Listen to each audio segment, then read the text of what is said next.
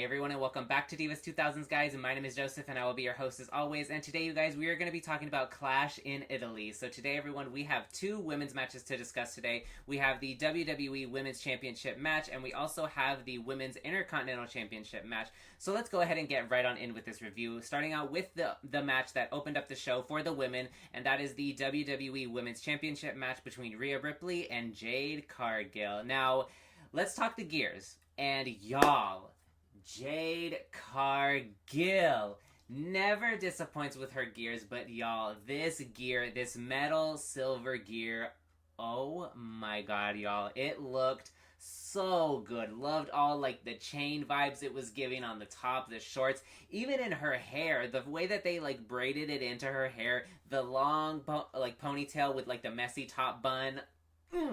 She looked so good, y'all. I absolutely loved Jade's gear here. And unfortunately, it was falling apart throughout the match, but she looked absolutely stunning in that gear. And Rhea Bloody Ripley, y'all. Heavy on the bloody, because Rhea Ripley was wearing some blood red gear. And I absolutely lived for the red gear, y'all.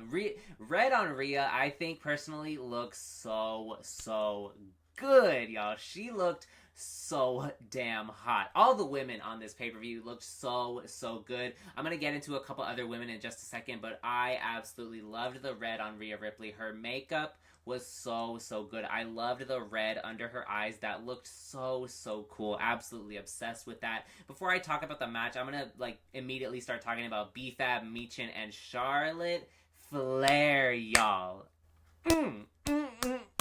Charlotte Flair looked so hot, so sexy, y'all. Oh my god. The all denim look, the top she had, her face and hair were beat to the gods, y'all. Oh my god. Charlotte is stepping it up, y'all. Oh my god. Charlotte has never looked better. She looks absolutely beautiful, stunning. BFAB and Michin as well. They both looked beautiful. I love the vibe that Jade, Michin, and BFAB are kind of going for. It's kind of it's giving Dune, that movie Dune, if anybody knows what I'm talking about. I've never seen those movies, so I don't really know. I kind of see the vision. It's kind of giving Dune or Mad Max or some kind of really old desert vibes. I don't know. It's giving me something, and whatever they're going for, I'm really living for it. I love the aesthetic, the style that they're going for, the kind of desert, dark vibes almost. I really love what they're going for. It looks so good on all of them. I really loved BFAB's hair. It looked so cute. Michin with the black makeup across her eyes, dripping down, looked so cool. They also had the chains as well, kind of matching with Jade's gear. I really loved that they were coordinating there. Absolutely lived for that. Everyone looked so damn good. But let's get right on into this match, because y'all, this match, I know I said I loved the WrestleMania match, and I still do, but this match, Rhea Ripley, Jade Cargill, Jade motherfucking Cargill, y'all. She has improved so much, and I am absolutely here for it. She has been doing absolutely amazing in that ring. I am over the moon excited for everything that she's done lately. I've literally, this match, she was such a nasty powerhouse in this match, y'all. This has to be the most dominant that we've seen Jade as a heel since she's signed with WWE, and I personally am absolutely living for it, y'all, because she looked so damn good throughout this match, really taking it to Rhea Ripley, really beating down on Rhea, kind of taunting a little bit, but not too much. She was really laying it in on Rhea, and I absolutely loved seeing Jade be so dominant in this match. And a lot of the stuff that I am gonna mention, she did so damn good, y'all. Now, at the start of the match, when Jade did that one spot when her and Rhea were on the outside, and she kind of picked Rhea up, threw her against the ropes, bounced her off the ropes, and threw her into her knee. That move was so nasty. Look at the way Rhea sold the strike to the knee strike to her face, after bouncing off the ropes, was crazy. Oh my god. Rhea Ripley is such an incredible seller, because she literally looks like she's dying half the time throughout these matches. When she takes Jade's pump kick, oh my god, she literally looks like her head's about to come off. It is actually insane. Um, Rhea Ripley, with her nasty looking missile drop kick, she delivers. I'm also going to talk about that in the Becky and Sol match, but Rhea Ripley delivers some nasty looking drop kicks, y'all. It absolutely, every time she throws a drop kick, I am absolutely gagged with how good her drop kicks look. It's so insane. And probably one of my favorite spots in this match was the sequence between Jade and Rhea when they were going counter for counter for counter. That entire sequence, I was absolutely living for, y'all, because it was so good. And seeing that Jade was able to keep up with Rhea going move for move, move, like that was so cool. I really lived for that spot because literally that whole sequence, Jade goes for the pump kick, misses. Rhea goes for a kick, misses. Jade tries Jaded, misses. Clothesline, misses. Rhea goes for a drop kick, misses. Jade goes for the knee, misses. Rhea hits a headbutt, tries the riptide. Jade counters. Rhea hits a knee and finally hits Jade with a nasty looking razor's edge and into a shining wizard. That entire sequence, y'all, was so beautifully done, and I absolutely loved that sequence so much. The way that Rhea was able to power up Jade into the razor's edge, when she did it the second time, not the first time, the second time when she actually hit it, literally I was sitting there like screaming. I didn't think she was going to be able to throw Jade, and the way that Jade got launched, it literally looked like she was going to get tossed on her head. I was so scared for her. It looked so scary, but like I said, I was absolutely living for that sequence. It was so good. When Rhea lifted Jade for the electric chair position, and then they went tumbling outside of the ring, and Rhea Ripley held on to Jade after her back literally slammed into the apron, holding on to Jade, still lifting her up and throwing her face first into the apron was so good. I gotta say, Jade and Rhea have some incredible chemistry together, and after that little Twitter feud that they were having with each other, it's actually crazy that they actually have such good chemistry together. Like, I don't know if that Twitter feud was legit or just for show or whatever, but nonetheless, these women have such good chemistry together. I absolutely love every time they wrestle. I love watching Jade and Rhea wrestle. They are so good. And I love when Rhea counters the Jaded. It's probably one of my favorite ways to counter the Jaded. Like that, the way she does it is so clean. The way she like jumps up halfway and slides under Jade's legs and pulls right into the riptide position.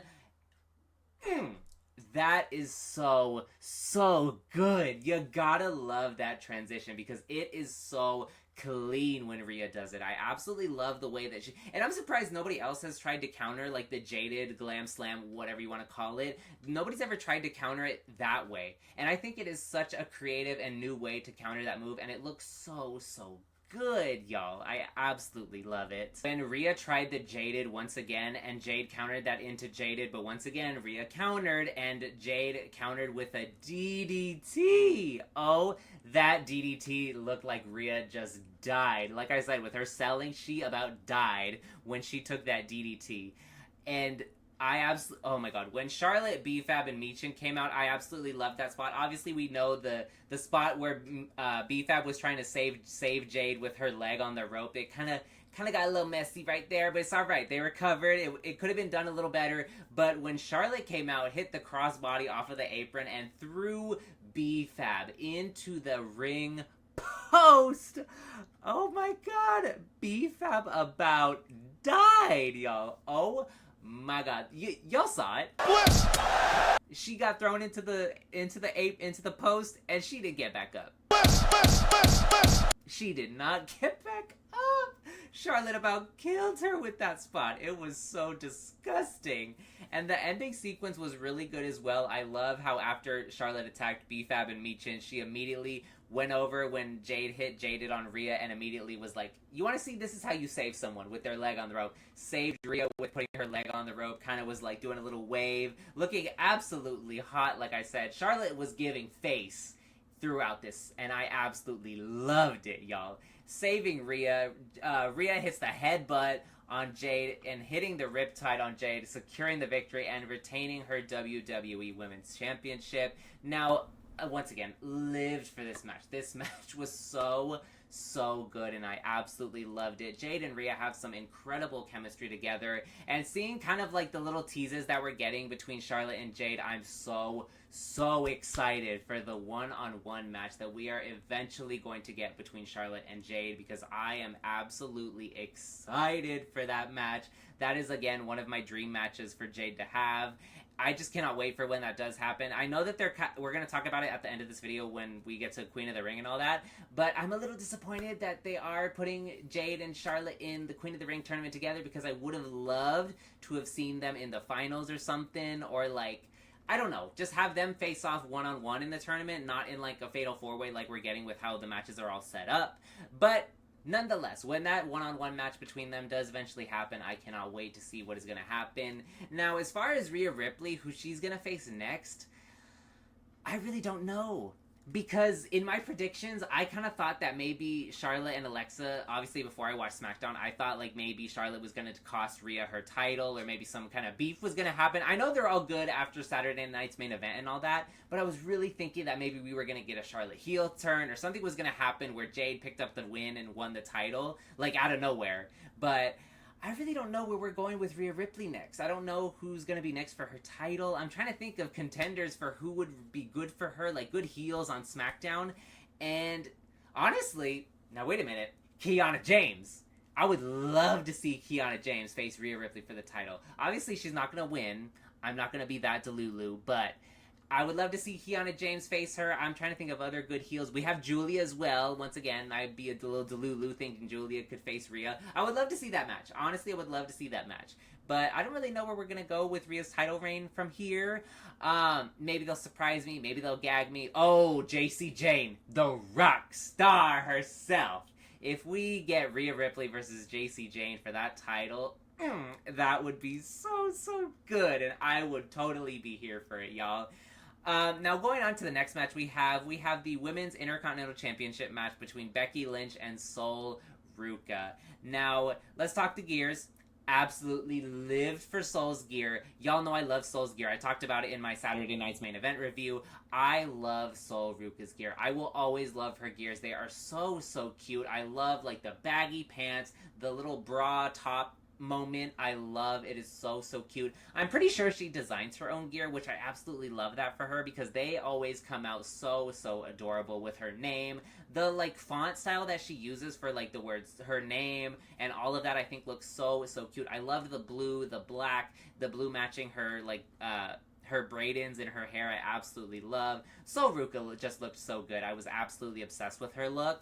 And Becky Lynch kind of stepping it up a little bit with her gear game. I know I kind of was being a little messy last time talking about her gear, how she kind of wears the same thing, which she kind of does.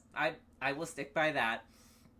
But I did like this gear. I loved the little like cutout we had right here, like on the top of the chest, with like all the silver detailing and accents on the top here. I really loved coming out with that legendary, adorable jacket that she had, the red fur jacket. I absolutely love. Y'all know I love that jacket. We love a good fur jacket around here. Now, getting into the match. This match was... Honestly, I was surprised with how good it was, because after the Saturday night's main event one, I was not really too sure what I was expecting, and honestly, Becky and Sol really surprised me. And once again, kind of as we've had with previous Becky matches, we had our usual Becky and Jessica Carr banter between her and the ref, which I absolutely loved. But I really loved this match between Becky and Sol. I really loved a lot of the stuff they did. A lot of the counters and reversals, the transitions that they were doing into a lot of the moves, I absolutely loved. I loved when Sol and Becky were on the outside and Sol kind of bounced off and like did the handstand on the apron, hooking her legs on the top rope, and Becky was about to swing and missed, punching the ring post. I thought that was pretty funny, and Sol going right into that beautiful moonsault that she does. Her moonsaults to the outside, I absolutely love. They look so good every time she hits a moonsault on the outside. And kind of like going back to what I said about Rhea Ripley's dropkick, Sol Ruca delivers some... You know, Rhea delivers some nasty-looking dropkicks, and Sol delivers beautiful dropkicks. Except for the one when she dropkicked Becky in the face.